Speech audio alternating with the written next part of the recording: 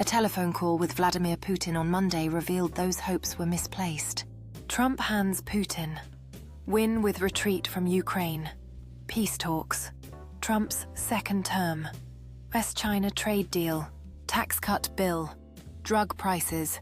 The policy mastermind. Sinking popularity. Politics. Trump hands Putin. Win with retreat from Ukraine. Peace talks. Was President Donald Trump and Russian President Vladimir Putin 11 days ago. European leaders took heart when President Donald Trump called for a 30-day ceasefire in Ukraine and threatened new sanctions on Russia. After 2 hours talking with Putin, Trump said on social media that Ukraine and Russia would immediately start negotiations toward a ceasefire, but possibly without the US. There was no sanctions threat, no demand for a timeline, and no pressure on the Russian leader. Trump followed the Putin call by reaching out to European leaders, but already several governments were airing their disappointment.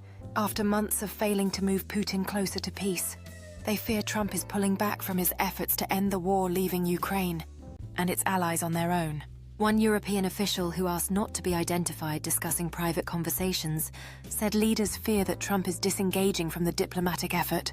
Another said Trump had made it clear he didn't want to impose more sanctions and was retreating from his own proposal for a ceasefire.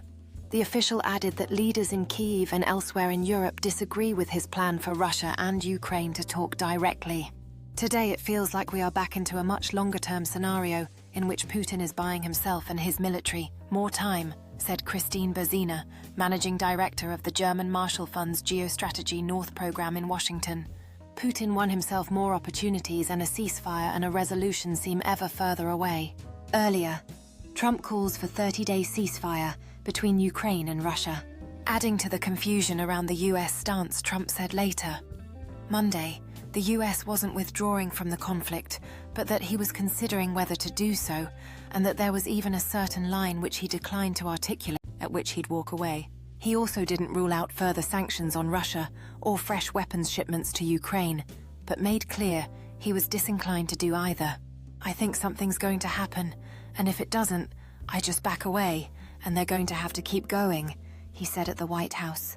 This is a European situation. It should have remained a European situation, what Bloomberg Economics says.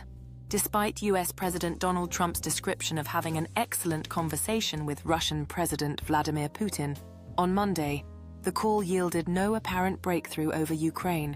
It remains unclear whether this signals a genuine shift in the Kremlin's stance, or a continued effort to delay talks while Russian forces try to gain more ground in Ukraine. The former is less likely than the latter.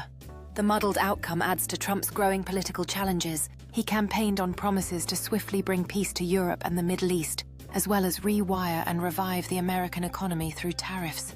Yet both efforts are bogged down.